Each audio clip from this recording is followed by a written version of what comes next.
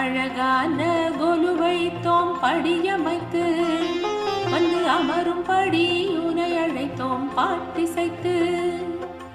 அருள் பொழியும் அம்பிகையே பாரும் அம்மா, அருள் பொழியும் அம்பிகையே பாரும் அம்மா, எங்கள் அகக்குளிர கொலுவிருக்க வாரும் அம்மா, எங்கள் அகக்குளிர கொலுவிருக்க வாரும் அம்மா.